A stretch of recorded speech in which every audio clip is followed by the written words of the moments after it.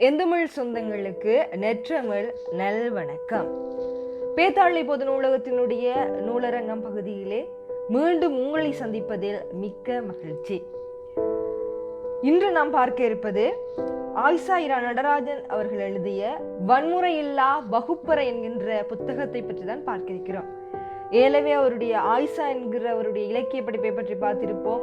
அது ஏற்படுத்திய தாக்கங்கள் எப்படிப்பட்டது என்கிறத பார்த்திருப்போம்.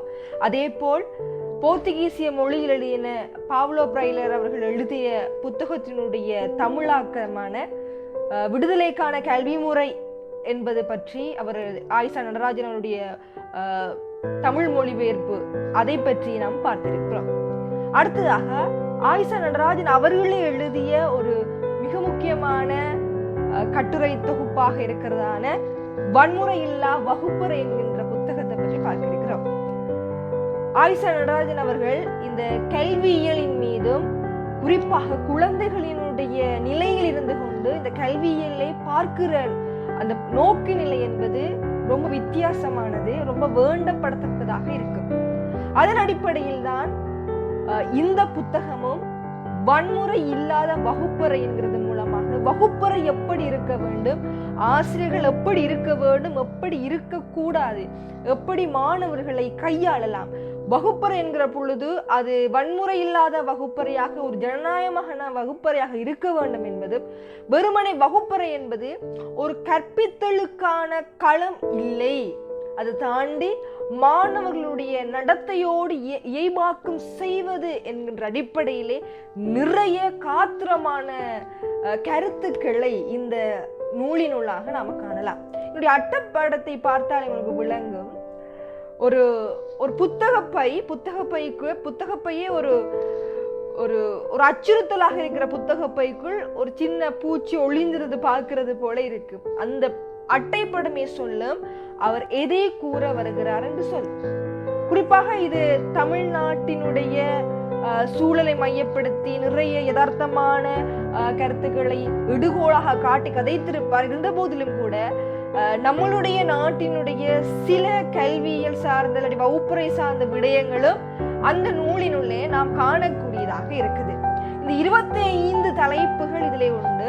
இந்த 25 தலைப்புக்குள் அவர் போறதுக்கு முன் ஒவ்வொரு கருத்து போட்டிருப்பார். அதாவது கல்வி தொடர்பாக கூறியவர்கள், அப்படி இல்லாட்டி தன்னுடைய வாழ்க்கையினுடைய அனுபவத்திலே கல்வியை பற்றியோ பாடசாலையை பற்றியோ வகுப்பறையை பற்றியோ அவர்கள் சொல்கிற விடயங்களை அந்த அனுபவ கருத்துக்களையும் கூட காட்டி அதற்கு பிறகுதான் தன்னுடைய கட்டுரையை நகர்த்தி கொண்டு போவார். அதிலே 25 தலைப்புகளும் ஒன்றோடு ஒன்று தொடர்பட்டதாக இருக்கு. உதாரணமாக வகுப்பறையில நாம் ஆசிரியர் பணி செய்யறோமா இல்ல ஆசிரியராகவே வாழ்கிறோமா என்று ஒரு கேள்வி கேட்டிருப்பார் தலைப்பு. அதுக்கு பிறகு வகுப்பறை என்பது வன்முறையாக இருக்கணுமா ஜனநாயகமாக இருக்கணுமா சொல்லியிருப்பார். ஒரு பிள்ளையை நெறிப்படுத்துவதற்கு நெறிமுறை வேண்டுமா கட்டுப்பாடு வேண்டுமான்னு கேட்டிருப்பார். அதுக்கு அடுத்ததாகவே தண்டனை வேண்டுமா தீர்வுகள் வேண்டும், இப்படியாக ஒரு தொடர்ச்சி அவருடைய இந்த 25க்குள் இருக்கும். அது நம்மளை அந்த நூல் சார்ந்த ஒரு புரிதலை ஏற்படுத்த முடியும். நிறைய நபருடைய கருத்துக்களையும் மேற்கத்தைய கல்வியலாளருடைய சிந்தனையையும் இடையிடையே போட்டு அவருடைய கல்வி முறைகள் கல்வி கோட்பாடுகள் எல்லாவற்றையும் போட்டு மிகவும் சிறப்பாக அவருடைய கருத்துக்களை சொல்லியிருப்பார். அதுல சார்லி சாப்ளின் நமக்கு எல்லாரும் தெரியும், உலகத்திலே புகழ்பெற்ற ஒரு படைப்பாளி, ஒரு கலைஞர். அவர் சொல்லியிருப்பார், எனக்கு 12 வயசு வரைக்கும் 2 பேர் சட்டம் பண்ணுதான் எனக்கு தெரியும். அப்ப எந்த அளவு ஆசிரியர்களுடைய அந்த மாணவர்களை கையாளுற விதம் ஒருவரை தாக்கமுறை செய்கிறது என்பதை நம்ம காணக்கூடியதாக இருக்கு. நிறைய உதாரணங்கள், குறிப்பாக இந்த பிள்ளைகளுடைய மனவெழுச்சி சார்ந்த பிரச்சனைகளையும் பிள்ளைகள் ஏன் இப்படி இருக்கிறார்கள் என்ற கேள்வியையும் நிறைய இடங்களிலே கேள்வியும் பதிலுமாக கொடுத்திருப்பார். இப்ப நாம் பொழுது 21ஆம் நூற்றாண்டுல இருக்கிறோம். நமக்கு மாணவர்களை அடிப்பதற்குரியான உரித்து குறைவு, அடிப்பதற்காக முடியாத நிறைய கட்டுப்பாடுகள் இருக்கு ஆசிரியத்துவத்துக்கு. அப்ப ஆசிரியர்களுடைய ஆதங்கம் என்னவாக இருக்கிறது? பிள்ளைகளை நாங்கள் எப்படி கட்டுப்படுத்த முடியும்? ஒழுக்கம் தானே முக்கியம். இப்படியாக நமக்கு ஒரு கேள்விகள் இருக்கு. அப்ப இதற்கான ஒரு நிறைய பதிலை, ஒரு சரியான நிறைய பதிலை நிறைய உதாரணங்களுடன் காட்டியிருப்பார். அப்போ ஒரு வெறுமனை தண்டனை என்பது உடல் அளவிலாக அடித்து துன்புறுத்துவது மாத்திரமல்லாமல் மனதை புண்படுத்துவதும் கூட ஒரு தண்டனை என்பதையும் நிறைய ஆதாரங்கள் மூலமாக பிள்ளை எப்படி நாம் உளவியல் சிக்கலுக்குள் ஆளாக்குகிறோம், மனவெழுச்சி குன்றிய நிலைக்கு நாமளே எப்படி ஆளாக்குகிறோம் என்பதுதான் அவருடைய மிகப்பெரிய வாதமாக இருக்கிறது. அதுல இன்னும் சிறப்பாக பார்க்கிற பொழுது சில இடங்களில் சில உதாரணங்களை சொல்லியிருப்பார். இந்த தாரே சமீன்பார் என்கிற ஒரு திரைப்படம். டிஸ்லெக்சியா என்பது ஒரு கற்றல் குறைபாடு. என்னுடைய பல்கலைக்கழக படிப்பிற்காகவும் நான் அந்த குறைபாடு பற்றியான சில விவரங்களை சேகரித்தேன். அப்ப அந்த திரைப்படத்திலே இந்த டிஸ்லெக்சியா என்கிற குறைபாடு உள்ள மாணவர்களை எப்படி கையாள்வது என்பதற்குரிய ஒரு சான்றினை அந்த திரைப்படம் கொடுத்திருக்கு. அதை கூட தொட்டு சென்றிருப்பார். ஆக திரைப்படம், நடைமுறை என்கிற பல விடயங்களை காட்டியிருப்பார். அப்ப ஒரு ஆசிரியர் என்பது ஒரு ஒரு வகுப்புகளை போய் ஒரு அறிவியலை நான் படிப்பிக்க போகிறேன் என்று சொன்னால், ராம் என்கிற மாணவனுக்கு நான் அறிவியல் படிப்பிக்க போகிறேன் என்று சொன்னால், எனக்கு அறிவியல் மட்டும் தெரிந்திருக்க கூடாது, எனக்கு ராம் பற்றியும் தெரிந்திருக்க வேண்டும் என்று சொல்லி, அப்போ ஒரு ஆசிரியருடைய பாட அறிவை தாண்டி அந்த மாணவர்களை எப்படி கையாள்வது, எப்படி அந்த வகுப்பறையை முகாமைத்துவம் செய்வது என்பதை பற்றி நிறைய அனுபவங்களை இந்த நூலினூடாக நாம் கண்டுகொள்ளக்கூடியதாக இருக்கு. அப்ப நம்ம ஒரு விஷயத்தை பிள்ளைக்கு படிப்பிக்கிற நேரம் அந்த படிப்பிப்பது என்பது ஒரு புதிய விஷயத்தை கொடுப்பது மாத்திரமல்லாது பிள்ளையை தானாக இயங்க செய்ய வேண்டும் என்பது அவருடைய கருத்தாக இருந்தது. என்னது, அந்த ஆசிரியர்கள் மீது அதிகமான விமர்சனத்தை வைத்துக் கொண்டிருப்பவர் தான் ஆயிஷா நடராஜன் அவர்கள். நிறைய கருத்துக்கள் மூலமாக நாம் பார்க்கலாம். ஆனாலும் கூட அங்கங்கே நல்ல ஆசிரியத்துவத்தையும் அவர் சுட்டி காட்ட தவறவில்லை. உதாரணமாக நமக்கு எல்லாருக்கும் தெரியும் இந்தியாவினுடைய அம்பேத்கர் பற்றி. ஒரு மிகப்பெரிய சட்ட மேதை. ஆனா அவருடைய இயற்பெயர் வேறு. தன்னுடைய ஆசிரியனுடைய பெயரை தான் அம்பேத்கர் என்று தனக்கு சூட்டி கொண்டிருந்தார். அதே போல டாக்டர் அப்துல் கலாம் ஐயா, அவர் இறுதி காலத்தில் தன்னுடைய பள்ளி ஆசிரியர்களை தேடி சென்றார். அவை உலகத்துல சாதாரணமானவர்களாக இருந்தாலும் சரி, சாதனையாளர்களாக இருந்தாலும் சரி, பள்ளிக்கூட பாடசாலை காலத்தினுடைய ஆசிரியர்கள் மிக முக்கியமான தாக்கத்தை செலுத்துகிறவர்கள். ஒரு பிள்ளையினுடைய வளர்ச்சி படிக்கட்டின் அடிப்படையிலே பிள்ளையினுடைய மனவெழுச்சியும் மாறும். அதை ஆசிரியர்கள் திறன்பட கையாள வேண்டும் என்று சொல்கிறார்.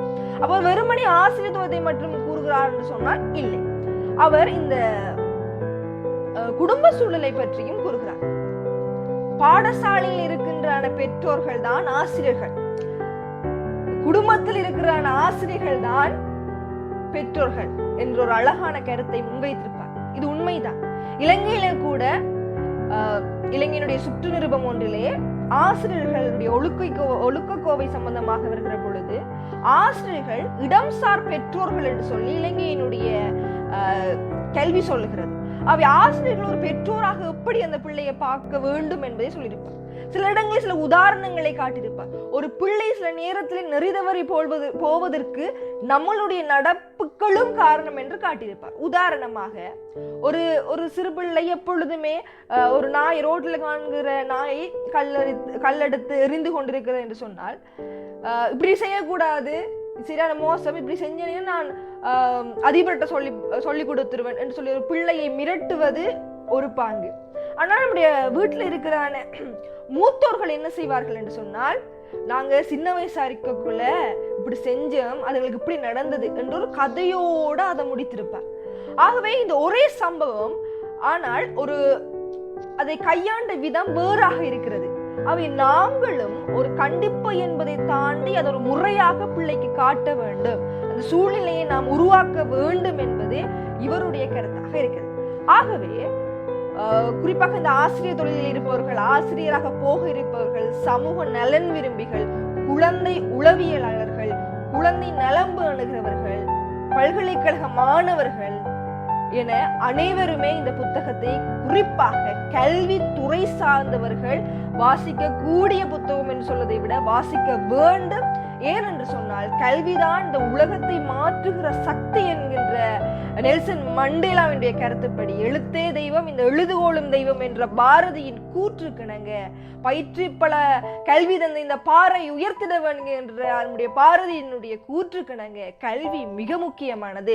அந்த கல்வியை கொண்டு சேர்க்கிறதான என்னுடைய ஆசிரியர்கள் ஒரு பெற்றோராக இருந்து ஒரு குழந்தையை சரியான முறையில வளப்படுத்துவதன் மூலமாக என்னுடைய எதிர்காலத்திற்கு அறிவார்ந்த மாணவர்கள் மாத்திரமல்ல ஒழுக்கமான மாணவர்களும் கிடைப்பார்கள் என்பதுதான் இந்த நூலினுடைய கருத்தாக இருக்கிறது.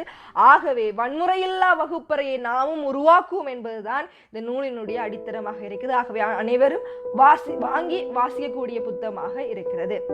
நல்லது, இன்னொரு நூலரங்கம் பகுதியிலே இன்னொரு புத்தகத்துடன் உங்களை சந்திக்கும் வரை விடைபெறுகிறேன். நன்றி. சுவாசிப்பின் இறுதி வரை வாசிப்பே உறுதியாகட்டும்.